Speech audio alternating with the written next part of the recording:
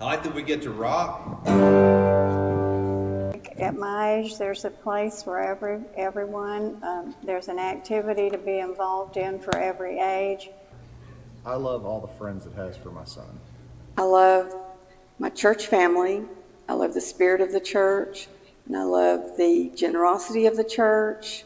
I love our involvement in the community, and I really love working with the staff. I consider them my family. My bandmates. I love the people here. Well, I've been looking forward to this sermon conversation for probably about 2 months and trying to think about this. We wanted to honor the body today, but we also wanted to create an opportunity to kind of listen to the body. And so we wanted to have an opportunity to think about different generations. We heard that each of us is a part of the body of Christ, and so we're going to have this multi-generational conversation. I want you to hear this verse from John 13. Jesus says, "A new command I give you, love one another. As I have loved you, so you must love one another." And catch us, by this, everyone will know that you're my disciples if you love one another. And so one of the challenges in our age in which we live is we kind of have our individual lanes that we all run in, and we don't have an opportunity to really listen to different generations, even in the church. And so we're going to have some conversation before we take communion of listening to each other and each other's generations. Now, realizing that each of the people represented here, you're going to see 5 generations. In fact, let me show you a picture. This is 5 generations that you'll see. Do you mind hitting that? So if you don't know what generation you're in, you can find out what generation you're in there. But it's an opportunity to listen to each other. So I want to invite you to give a warm welcome to Ron McKean, Alex Herron, and Trevor Good. Come on up.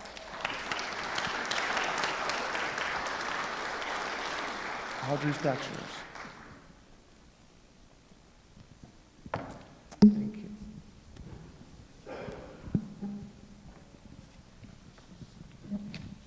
All right, well, thanks for being a part of this conversation, and we have a couple questions that Audrey and I are each going to ask you, but we don't know what you're going to say, so we'll find out.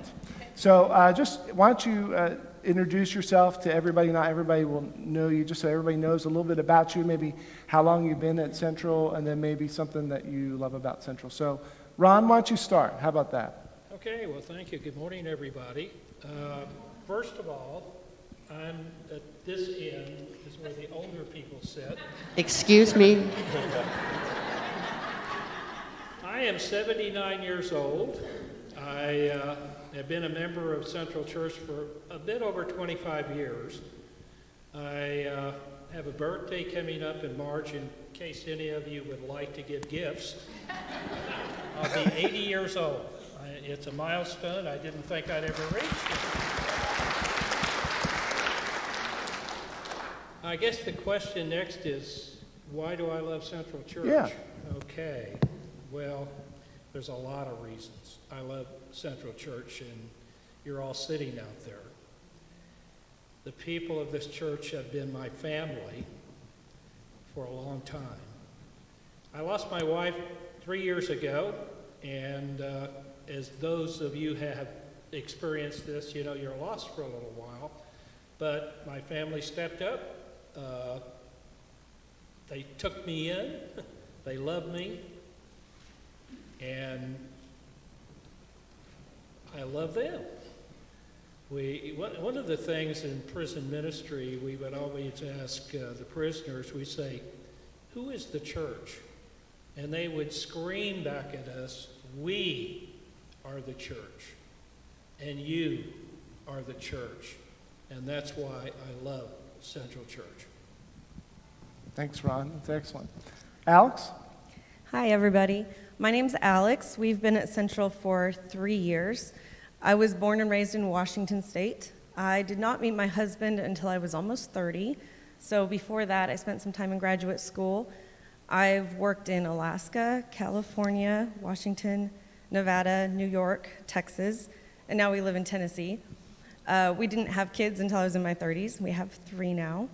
And I love Central because I feel like everybody here is using their God-given gifts to the best of their abilities, and it's such a wonderful community. I have this great memory. Before we were regular attenders, we were visiting with my my husband's family, and I was in the bathroom because I was going to have a baby the very next morning. I was scheduled for a C-section, and so we were like less than one day from having my middle child. And someone in the restroom happened to ask me if I was pregnant, and I said yes, and when I was due, and I said 8 a.m. the next morning. And we just had this very genuine conversation, and it felt so natural and warm and welcoming, and it had been the first time, or maybe the second time I'd ever been in the church. And a few years later, we found ourselves here permanently, and it's wonderful, so that's why I love Central. That's awesome. All right, Trevor? Hi, I'm Trevor. I have been a member of this church since I was like this tall, back at the old location, so probably about, I don't know. I was the first graduating class of Central Preschool, so that was class of 2004. Thank you. I'm 24 years old, so I guess I'm right at the cusp of that Gen Z. I just missed out on the millennials. But I really love this church.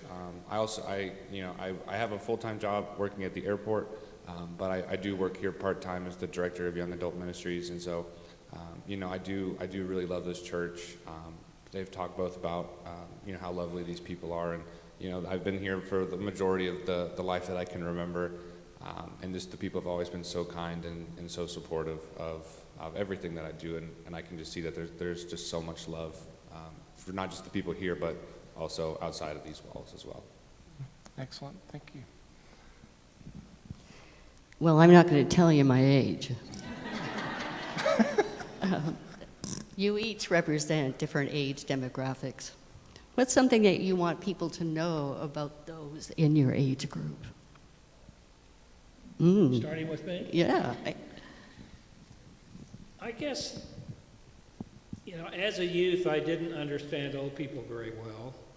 I thought they probably were dull and uninteresting and weren't doing much of anything.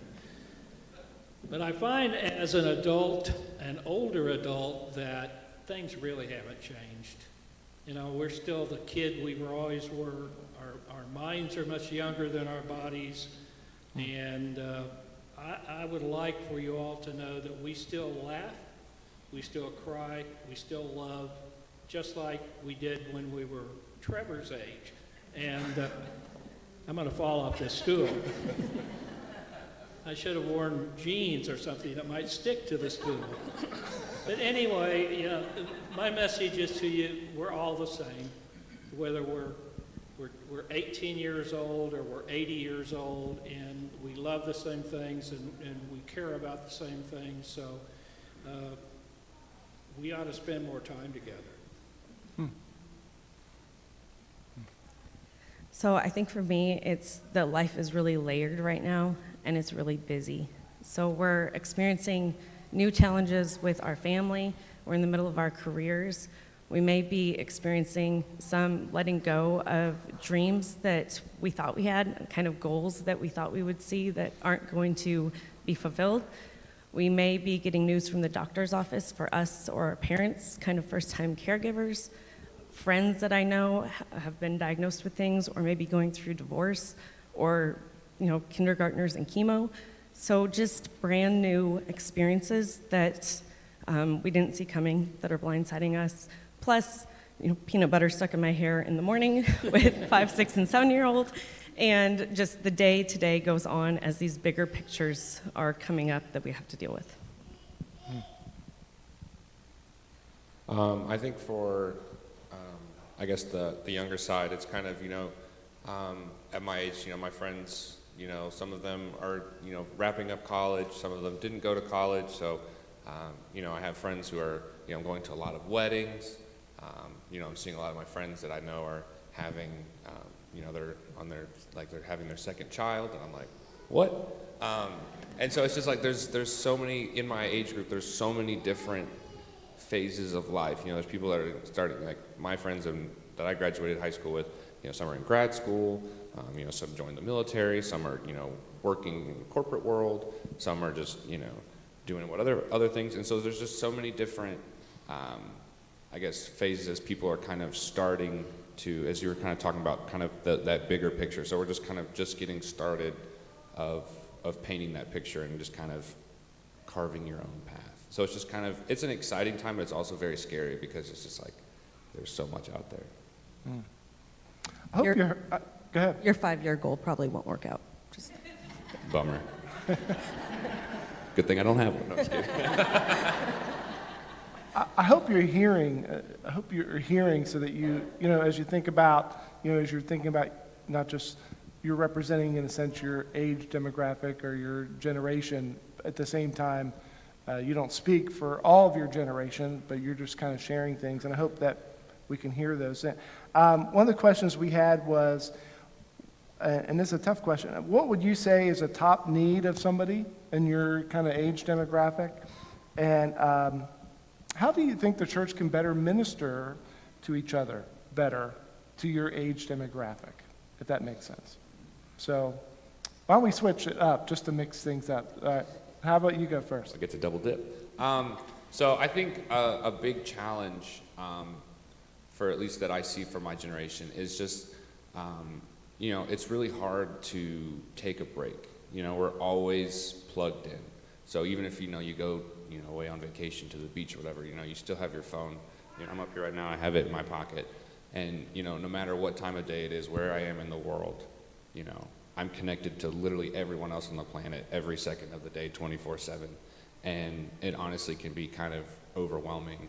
And, sometimes, I get, it'll be in the wee hours of the morning and I'll get an email from work and there it is. And so it's just, there's constant, pressure of, I got to stay up to date. I got to, see what's going on. And then just, you're seeing what everyone else is doing at all times. So it just can be just kind of overwhelming and just kind of just too much. And so I think that contributes to a lot of people my age that really struggle with depression and anxiety because it's just, there's just so much overstimulation and there's just so much going on. And, it's something that a lot of people struggle with. And I think now that there's kind of more light coming towards, mental health and, helping support mental health. And so I think that's, because I struggle with those things as well, and I see my friends who struggle with that, and, I think having a spiritual background, having, a belief in a higher power that's there, that has everything in control, I think that helps a lot with that struggle. And I see that's a foundation that a lot of people don't have. And so, you got to have the right tools in your toolbox to counteract that. And I think having that spiritual background, that everything's in God's hands, that really helps. So as a church, supporting people's mental health and providing them those spiritual tools to put into people's toolboxes to, have a good support system. And I think this church does a really good job of supporting people. But just, and we're they're spiritual and they're, monetary and food and shelter and needs, but also, focusing on, what's on the inside. So that's spiritual and that mental health. So I think that's something that's really important. Okay. What about you, Alex? Yeah, definitely to layer to that. I think in thinking about this question, kind of, am I doing enough? Because we have so many, as I was saying earlier, layers to a busy lifestyle. Am I doing enough for my kids? Am I doing enough for my marriage? Am I doing enough for my job? And finding that balance, because there's been a race marked out for us. We can't go too slow. We're all in. It needs to be slow and steady wins the race, but not just walking at a snail's pace. Too fast, we can't just tire out too easily. So what's that balance? And it's going to look different for each of us. But I was listening to a devotional from Max Lucado, and it called it a contagious calm. So how do we have a contagious calm in the middle of all of life's hectic, messy, whatever it throws at us, and to continue to run that race and eyes on the prize? And so figuring out where is that balance to figure out where to do enough in these various layers of life. Okay. Ron? Let me say, first of all, the church is doing a lot for people in my age group. Let me talk about some of the problems with my age group, which you probably already know. First of all, many of us have physical problems, and they develop in our 70s, 60s sometimes, and carry us through life, and it makes doing some things very difficult. Many of us in this church are widowers and widows.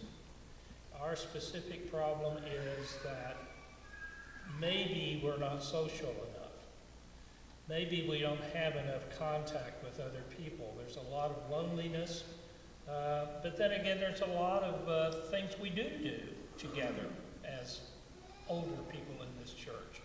Not only within church functions, but outside of this church, because all of my friends in Lenoir City either are members of this church or have been members of this church. And fortunately, we all like to get together, so that works out pretty well. But the difficult part is that we lose our physical skills and our cognitive skills as time goes by. And we need extra special support in some areas. I think the church gives a lot of that. The visitation committee, for instance, is very active, visiting those who are having to stay at home, those who are having a temporary illness or a long-term illness.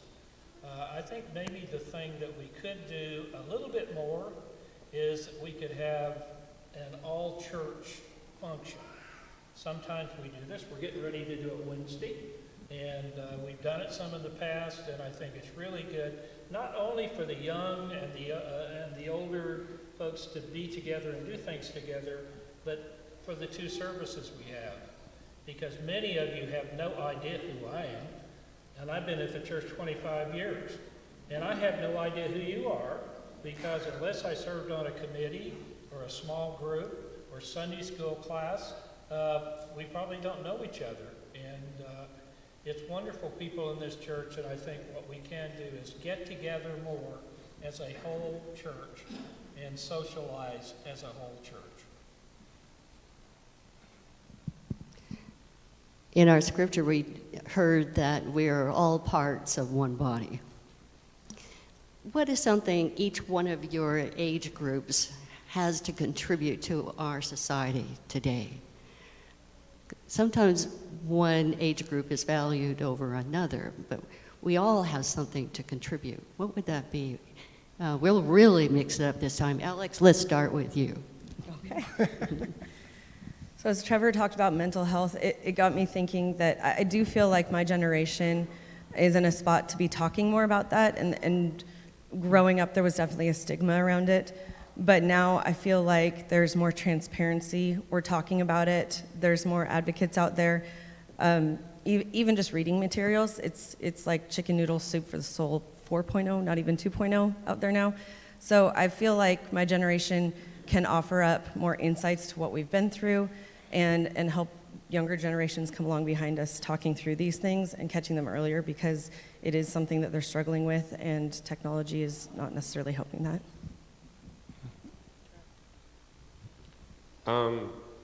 This is like, spoiler, we had time to prepare our questions. This one I struggled with, and you know, there's a lot of different you know, gifts that we can provide, and you know, I think the joy of youth. You know, you have, you know, a lot of people say we have a lot of time and you have a lot of energy and stuff, but we don't have any money. And so, you know, there's you know, a lot of people are struggling with, you know, student loan debt and you know, all this stuff. And so you might think that, you know, that you're limited financially. You're not gonna be able to you know, give back in that way. But you know, you still have, you know, a heart of service, and you know. Like for me, example, like I work really weird hours, and so like I have availability that other people don't, and so like it gives an opportunity to serve. So like, you know, like when I do my grocery shopping, you know, at Tuesday morning at the Walmart, you know, there's no one my age that's there, you know, like people, like every Friday night when all my, you know, people my age are going out on the town, like that's when I'm at work. So there's just, you know, different availability, and we have flexibility in our schedule and kind of can move things around. And so I think the greatest asset that my generation has is kind of the time and energy and flexibility. You know, because I'm averaging like 4 hours of sleep at night, you know, like I worked till like 2 a.m. last night. And so, you know, it's just, there's a flexibility and an energy and a resilience. You know? So that's what I got. Wow. 4 hours sleep. You're good, Trev. You're good. I'm on my 3rd cup of coffee. It's all I need. Yeah. Ron? Well, I guess for those of us who still have memory, the greatest thing, I believe, being my age is that we have a life to look back on. And when we're young, you know, we're gung-ho, we're headed into business world, we're doing whatever we think God has chosen for us to do, and we think that we're accomplishing all of these wonderful things. But when you get older and you look back on life, you see that it wasn't you. You didn't accomplish all these things. First of all, the talents and gifts that you had, God gave you. Secondly, He was there with you. And I can look back on things in my life that at the time I didn't even think about God's involvement. But as I look back on it, I know He was there with me. I have lots of stories that I won't bore you with, but I think it's just, to me, it's heartwarming to be able to know that God has been with me for all of these 80 years, and I am so grateful for all the blessings that He's given me. Thanks, Ron. That's awesome.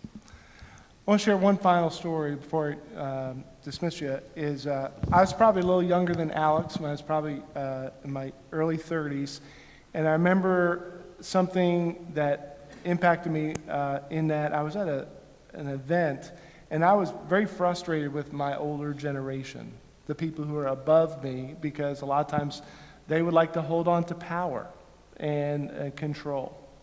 And I heard a talk which changed my way of thinking, which I've always remembered. And it said the differences between, I'm going to exclude you on this, Alex, but from Trevor to Ron, I'll just use examples. But those who are in our more older, mature generation, the problem that many younger people have is they don't show respect and honor to that generation. And I think when I heard that as a younger person, I was like, yeah, I really don't do that well. And I need to repent of that. The other side of that in that talk was from the older generation to the younger generation. And what impacted me was this person said, we need somebody to champion and believe in us when we're young. That we can do stuff, that we can make a difference. That I don't have to just pay my dues and eventually I can make a difference. Somebody to believe in me. So my hope is that through this conversation, you would, in a sense, if you're younger and identify with respecting your elders, do it. If you're older and say, I don't know what this person believes, I don't even know what TikTok is, ask somebody younger, say I believe in you. That makes a difference. And I think will help us to love each other better. So thank you guys for your insights and your time. Let's thank them. Thank you. I'll grab your mic too. Thanks, Alex. Thanks, Ron.